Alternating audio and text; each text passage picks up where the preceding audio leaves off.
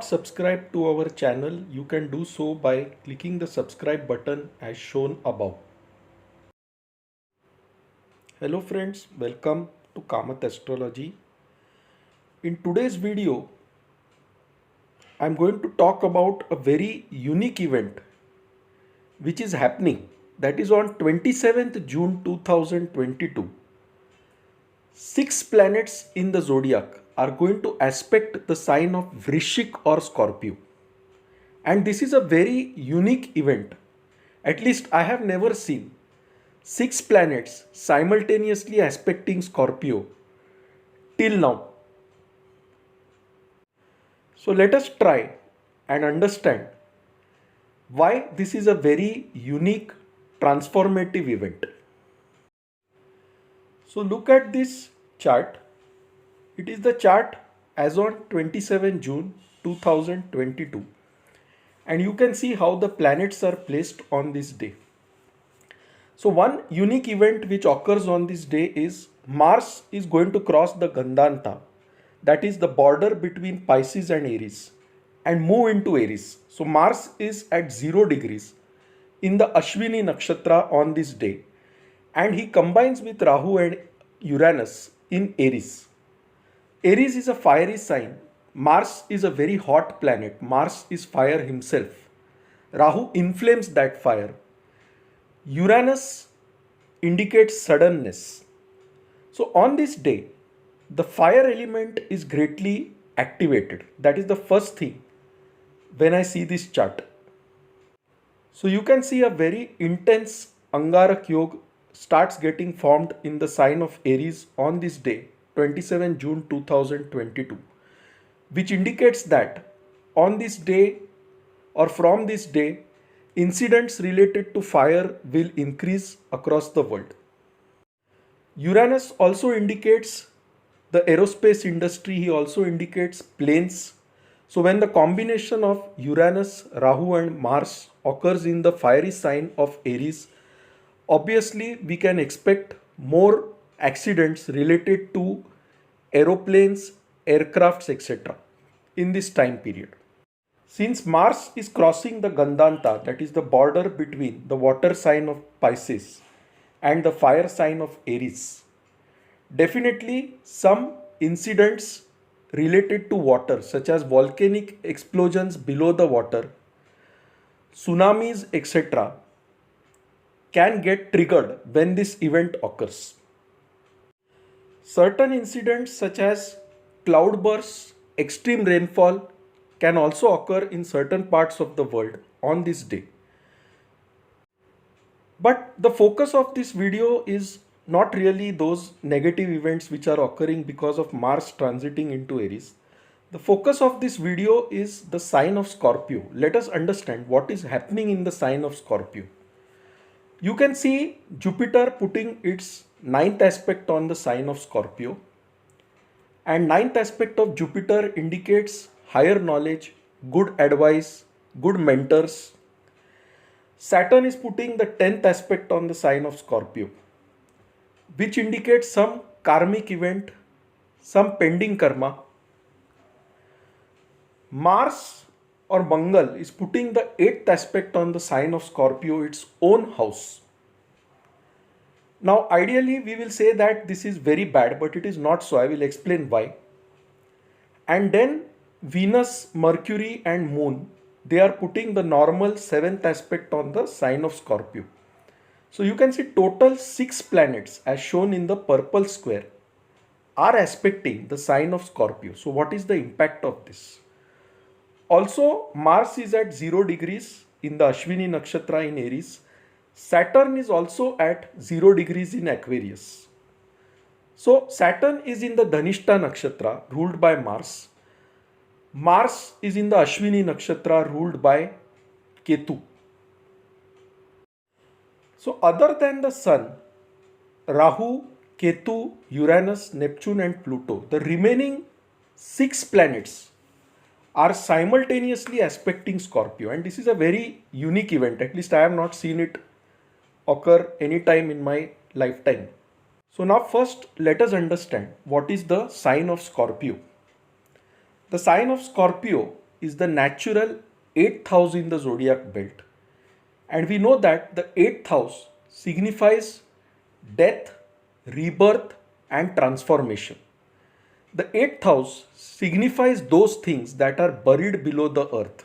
So it also signifies secrets. The 8th house signifies that knowledge which is hidden, example, occult knowledge. The 8th house is also the house of misfortune, accidents. It is also the house of in-laws. The 8th house also indicates inheritance, gains through insurance. So, in short, the 8th house indicates a gamut of things, and mainly it represents transformation. It represents major changes, major events. Now, when 6 planets are aspecting this sign of Scorpio, what is going to happen? The sign of Scorpio is going to get intensely activated. Now, what is Scorpio? Scorpio is like a dark hole with many hidden secrets. So, when all these planets focus their attention on Scorpio, those buried secrets, those buried things are suddenly going to come out. Which means that around this time, I'm not saying exactly 27 June, but around this time, 1 or 2 days before or after, you can expect certain deep secrets coming out to the fore and getting exposed to the world. Now, Scorpio is also the sign of intense passion, extreme sexual desires. It represents extremities to a great extent. People with Scorpio sign, they often hold deep grudges. They have an elephant's memory, they never forget wrong things that are done to them. Now, because Mars's 8th aspect is falling on this sign, those secrets, those intense desires, those intense emotions, they are all going to burst out. And they are going to come out. Saturn is also putting its 10th aspect. So, this is going to be a karmic event wherein some very great secret, some very great transformative event will take place on this day. Now, this sign also talks about occult knowledge, it talks about hidden things, it talks about rebirth. And therefore, when so many planets are focusing their energy in Scorpio, and this also signifies rebirth, it means that we are going to enter into a new era, some kind of rebirth, some kind of transformation is going to happen in our life. That transformation can be for the good of mankind. And therefore, the way I interpret this is, on this day, some saint, some holy person may make his appearance on this earth. And that is bound to begin a chain of transformations. So this is definitely a day when energy shifts begin, a new era ushers in. You might ask, why are you talking about a saint or a holy person? Understand that Jupiter is putting his 9th aspect on this natural 8th house of transformation and rebirth. Saturn is also aspecting it, indicating some kind of karmic event. Mars is giving his energy to this house. Venus, Moon, Mercury, all of them are also contributing their energy to this house. And such kind of energy cannot be found in an ordinary person. So it has to be a holy being, a holy saint, or some kind of incarnation which might make its appearance apparent to us on this day. Now, Scorpio is the sign of hidden things. So definitely we are not going to see a physical incarnation directly, but there will be some signs, some symbols which will make his presence known to us. You can see Ketu is also 12th from the sign of Scorpio. And therefore, Ketu in this case is working as a Moksha Karaka for Scorpio, which means this incarnation or this divine being or this holy presence is coming to liberate us, to move us into a new era. So again, I won't use the term Yug Parivartan because Yuga is a very long duration, but definitely this is referring to a major shift in energies. Now, as far as the war goes, the war between Russia and Ukraine, will it stop because of this aspect on Scorpio? Chances are very slim that the war will stop permanently. But there is a possibility that some kind of settlement may be tried to be reached in this time.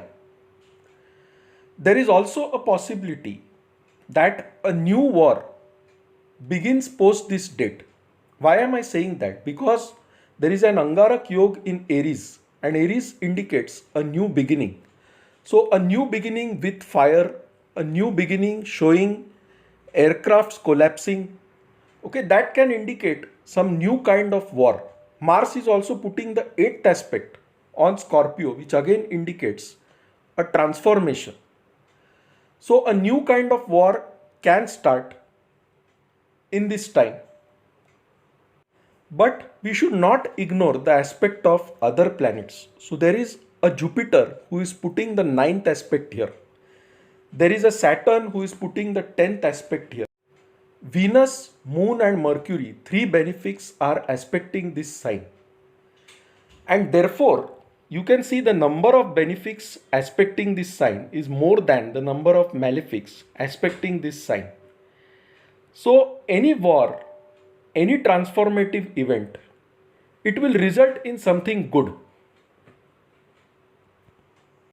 Because of Mars, Rahu, Uranus combination in Aries, the terrorist activities may also increase. The actions being taken by the army against such people will also increase in this time period. But Jupiter provides a protective aspect on Scorpio, and therefore things remain under control. Now, if you are born with the Scorpio Ascendant, the Scorpio moon sign, your Rashi, Janma Rashi is Scorpio or Vrishicka, in that case, I would suggest on this day, you meditate a lot. That is going to help you in a big way.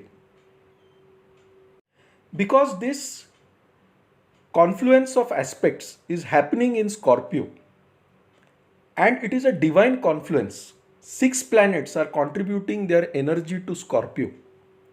So this is the best time for you to meditate, and you will gain a lot if you meditate in this time. Now let us look at the other ascendants also. So for the Taurus Ascendant, you need to be careful with your relations in this time, because this aspect is falling on your 7th house. For the Gemini Ascendant, be careful about hidden enemies, about giving loans to anyone in this time period. Be a bit cautious. For the Cancer Ascendant, do not indulge much in speculative activities in this time period. Also take care of your children in this time period. For the Leo Ascendant, matters related to property, health of your mother should be of maximum concern to you in this time period. For the Virgo Ascendant or Kanya Lagna, matters related to your siblings, to your neighbors, and especially the way you communicate with others, you should be very careful in this time period. For the Libra Ascendant, family matters may bother you in this time period. Financial problems may also come to the fore. Deal with them patiently. For the Scorpio Ascendant, Vrishicka Lagna, please meditate in this time period. So many planets are focusing the energy on this sign.